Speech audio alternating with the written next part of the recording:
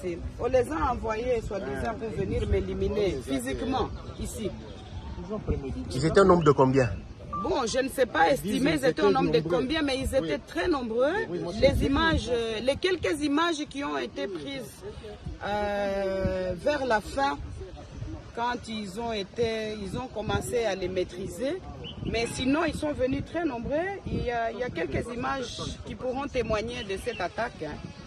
Et ils ont voulu commencer à jeter des cocktails pour d'abord brûler tous les véhicules qui se retrouvent ici à l'extérieur de la parcelle. Et puis, avec intention de forcer le portail pour rentrer jusqu'à l'intérieur de la résidence. Et en résumé, moi je dirais que tout ceci est la conséquence de la violation du périmètre sécuritaire de la résidence du président honoraire de la République démocratique du Congo, Joseph Kabila Kabange, qui, selon moi et pour moi, est et restera le père de la démocratie de ce beau et grand pays, la République démocratique du Congo. Nous allons résister parce que nous sommes dans notre pays. Nous sommes nés ici, au Congo. Nous avons grandi ici. Nous avons étudié ici. Nous produisons jusqu'aujourd'hui ici au Congo. Je ne sais pas si c'est ce genre de bandits qui peuvent nous convaincre d'abandonner notre pays et notre population. Non. J'interpelle le président de la République actuel. J'interpelle l'ex-ministre de la Défense, M. Jean-Pierre Bemba, qui, selon, entre guillemets, les informations reçues, était à la base de la destruction du périmètre sécuritaire de la résidence du président honoraire de la République démocratique du Congo, juste et seulement pour chercher la voie de passage de ce camion et aller construire sur son chantier qui se trouve à quelques mètres d'ici. Vous voyez maintenant les résultats de ce que vous avez cherché.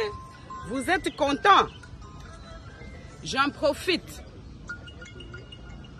pour demander à Dieu, mon Seigneur, et faire les vœux que, mon Dieu, tous ceux qui veulent du mal à mon mari, à sa famille biologique, à ses enfants, sa famille politique et de surcroît au peuple congolais, parce que le président Joseph a beaucoup de gens qui espèrent en lui. Je vous demande, Seigneur, dans votre justice, de vous en occuper, parce que il a mal fait de rendre certains importants. Il a mal fait peut-être de valoriser certaines personnes qui, de leur vie, ne pouvaient jamais imaginer même porter une veste et avoir le respect qu'ils ont aujourd'hui. Je suis personnellement contrariée et choquée de voir que l'on envoie des missions entières, puisque ça c'est la deuxième fois que l'on vienne attaquer la résidence pendant ma présence ici, et même quand nous sommes absents, parce que nous sommes libres de nos mouvements. La deuxième fois qu'on vient attaquer, je suis là, pour, soi-disant, la mission de m'éliminer physiquement. Personne n'est éternel sur la terre de Dieu. Nous sommes tous locataires. Mais en attendant, Ces gens, les cadiotistes qui sont envoyés ici chez moi ne réussiront pas de nous éliminer parce qu'ils n'ont pas le pouvoir sur le souffle de vie. Ensemble avec leurs commanditaires. Seigneur, occupez-vous de tous. Parce que moi je crois et j'ai la foi que la justice divine va faire son travail. Voilà. Merci. Personnalités politiques et militaires, dont le premier vice-président de l'Assemblée nationale, le professeur Jean-Claude Tshilumbayi, le vice-premier ministre au ministre de la Défense nationale et ancien combattant Guy Mwanja Vita, le chef d'état-major général des FARDC, le lieutenant général Christian Chiwewe et les représentants de la CAC. Désigné parrain de la 7e session spéciale, le président de l'Assemblée nationale, le professeur Vital Kamerhe, a représenté personnellement le chef de l'État Félix Antoine Tshisekedi Tshilombo empêché, aux côtés de la première ministre Judith Suminwa Tuluka, marraine de la 9e session ordinaire. 203 lauréats civils ont reçu leur brevet des mains du président de l'Assemblée nationale pour ceux de la session spéciale et 36 lauréats militaires l'ont reçu des mains de la première ministre pour ceux de la session ordinaire. Le directeur général du CHESD, le général-major Moubiaï Mamba Augustin, a rappelé que l'objectif du CHESD est de donner à la RDC une autonomie en matière de stratégie et défense tout en offrant une expertise de taille lors des réformes en matière de sécurité et de défense. Honorable Président de l'Assemblée nationale, je voudrais exprimer ma grande fierté et ma gratitude en votre personne pour avoir accepté de parrainer la 7e session spéciale du CHESD, session désormais appelée Vital Kamerhe.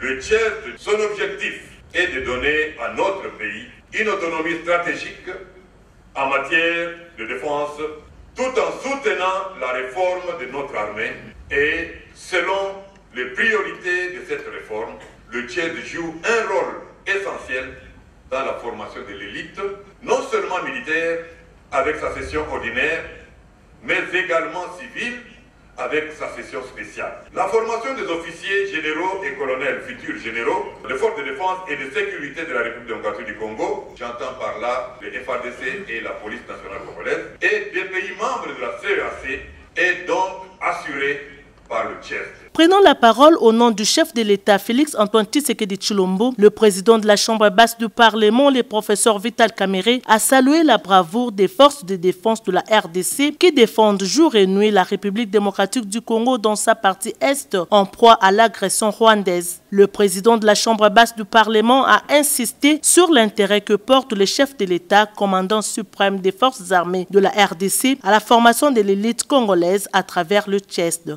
Le président de la République, comme vous le savez, tient beaucoup à l'outil de la défense. Et il est convaincu que le rôle que joue actuellement le CHESD en formant certains de nos officiers va contribuer positivement à la réforme de l'armée et de la police nationale. Évidemment, on ne peut pas dire un mot de clôture sans souligner la douleur que nous ressentons à ce moment, qui devrait être un moment de fête, où on est en train de former des grands stratèges militaires, mais malheureusement ou paradoxalement, le pays est occupé dans sa partie Est. Ces populations résilientes méritent tout notre respect, tout comme les forces de défense qui se battent pendant que nous vivons ici à Kinshasa méritent toutes nos félicitations. Et nous sommes contents qu'il y ait intégration militaire régionale. Mais c'est une œuvre inachevée. À partir du moment où un des membres de cette importante organisation se trouve être parmi les agresseurs de la République démocratique du Congo, j'ai cité le Rwanda. Nous remercions la communauté internationale et particulièrement les Nations Unies, l'Union européenne, l'Union africaine et toutes les organisations internationales pour les résolutions, pour les messages de condamnation du Rwanda et de l'Ouganda. Mais ceci, malheureusement, ne s'accompagne d'aucune sanction. La solution à ce problème, nous la connaissons tous, que les forces du Rwanda et de l'Ouganda se retirent de son territoire. C'est sur ce message